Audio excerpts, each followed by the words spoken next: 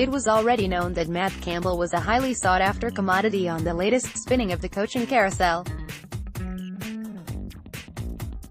One report that surfaced this week only further buttressed that notion.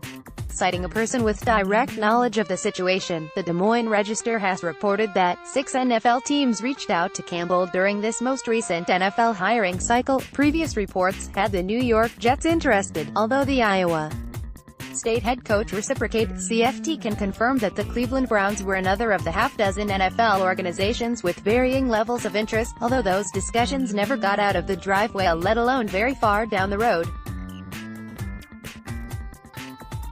5 other NFL teams found themselves in need of a head coach this hiring cycle, including the Arizona Cardinals, Cincinnati Bengals, Denver Broncos, Green Bay Packers and Tampa Bay Buccaneers.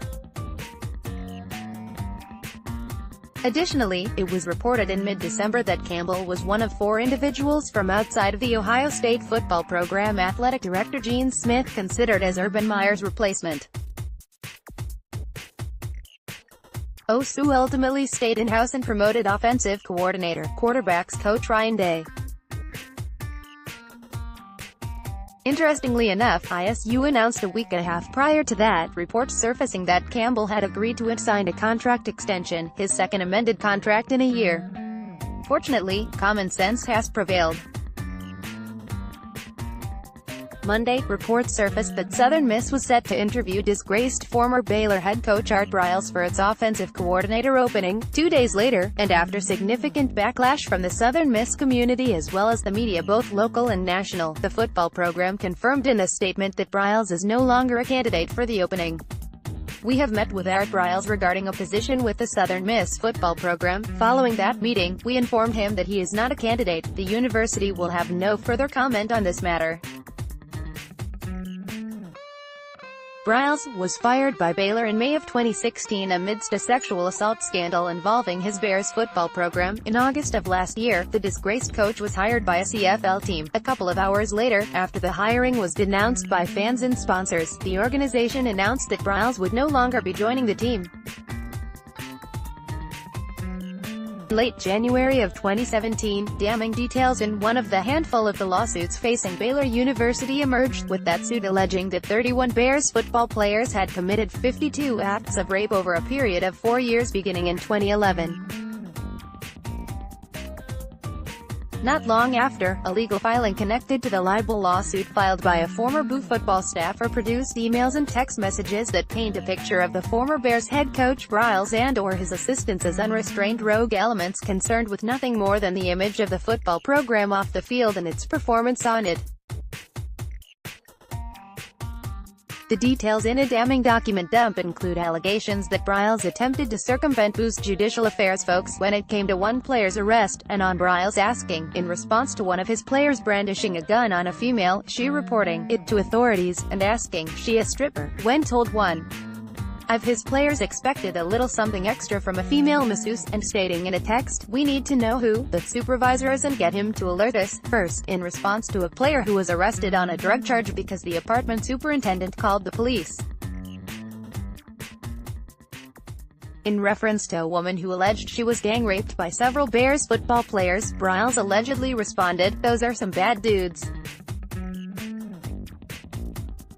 Why was she around those guys? Hindsight is a blessing and a curse. I've always been about trying to be fair and honest with everyone I came into contact with, Briles said in his most recent comments on his unceremonious and controversial ouster from the Bears. The thing that hurts me as much as anything was the culture at Baylor at the time. I don't think victims, I know they didn't feel comfortable going to report assaults that took place. I don't think they were represented and taken care of with the level that needed to be handled with. That's something that through all of this and as time goes will become more clear. Not only me but many of us felt betrayed because we were not privy to the information that was available in a way we wanted to respond. With the way things are going, with some of the transparency starting to take place, I am confident the truth will come out.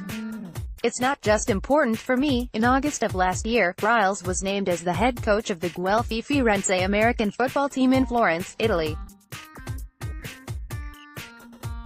and we officially have CFT's first use of the word flip on National Signing Day, 2019.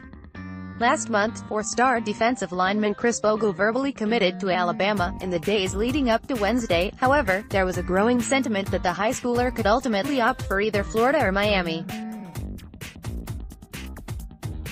At a signing ceremony at his feet, Lauderdale High School earlier this morning, Bogle revealed that he has indeed decided to sign with the Gators instead of following through on his commitment to the Crimson Tide. A four-star prospect, Bogle is rated as the number 3 weak side defensive end in the country, the No.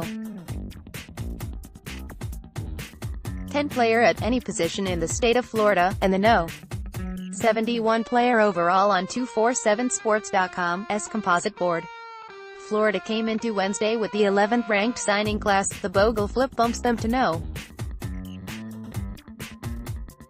10. Despite the loss, top-ranked Alabama still maintains a relatively comfortable lead over No. 2 Georgia in the 247sports.com composite rankings. One ACC school made a little bit of history in the early morning hours of National Signing Day, 2019. Back in June, quarterback Luke Wentz out of Germany verbally committed to play his college football at Virginia. A little over 7 months later, the Cavaliers confirmed Wednesday that Wentz, who took an official visit to Charlottesville in the middle of last month and also held an offer from Temple, has signed with the football program. And, according to a tweet from the school, Wentz becomes the first European-born quarterback to ever sign with a Power 5 football program. The 6'3", 205-pound Wentz is listed as a 3-star recruit on 247sports.com's composite board, rated as the No.